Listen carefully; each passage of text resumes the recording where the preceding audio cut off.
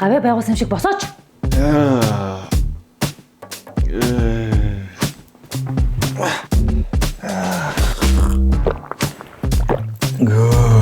Өчтөр хинтэй шооцсан.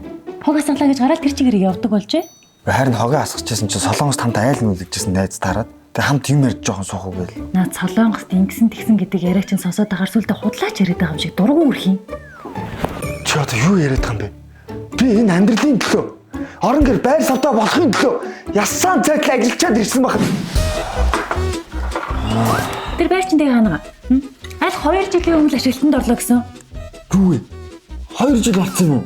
Тэгэлгүй яа тийм. Хүүхдээ төрхөөр шинэ байранд орно гэдээсэн. Одоо тэр хүүхд чи хөлд ороод хэрд ороод одоо бараг тусдаа гарлаа. Хөөе. Тэгвэл байр юу болж байгааг чи сураглая та. Тэгэл тий. Төрөөсийн байраар амьдсаар асуултыг залхаж чинь. Гэхдээ арай яг маргааш явъя. Яасын? Өнөөдөр яг шартаад на.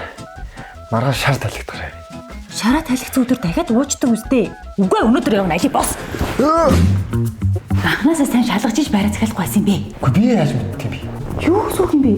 Чи энэ барилгын компаниас шал хөндлөмийн танихгүй хүнээс байраа авсан байж тээ.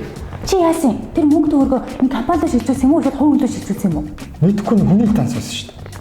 Ястаа нэрэ бүхэл бүтэн 2 жил байр ашиглалтанд орохгүй юм биш. Төрөөс төлөөд яваад исэн. Хайр юм. Одоо тэг яах юм бэ? Цайх. Би тийш явна. Маргааш л даараа шартаад шүү дээ. Насаараа харамсаж амьдрмааргүй үл яг одоо явъя. Тэр иймэрхүү асуудалд орж ялгаа чинь. Чамаас асууж. Одоо тэгээд битүүр юу яавал дээр үү? Таны асуудлыг сонслоо цаг ардуугаар манай байгууллагад ирсэн нь бол маш сайн байна.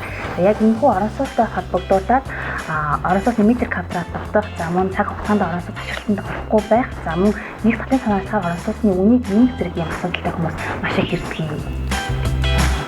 За тэгэхээр та хоёрын яг болсон үйл явдлыг сонсоод анх шатны хөлбөмбөг үнэлтэд явд болоод та хоёр маань барилга гэмтэргийн охирогч болсон байж болцсохгүй юм хэлээд харагдсан л та.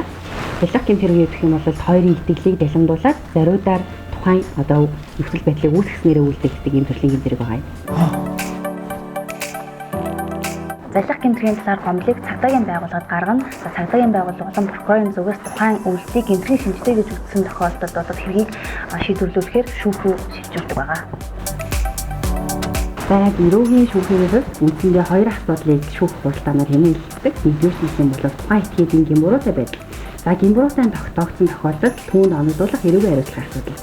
Энд орхигдуулж болшгүй одоо нэгэн асуудал хийх юм бол тооёр төвчруулаад байгаа хохирол тэрнээс үүдэж гарч байгаа хор асуудал байна.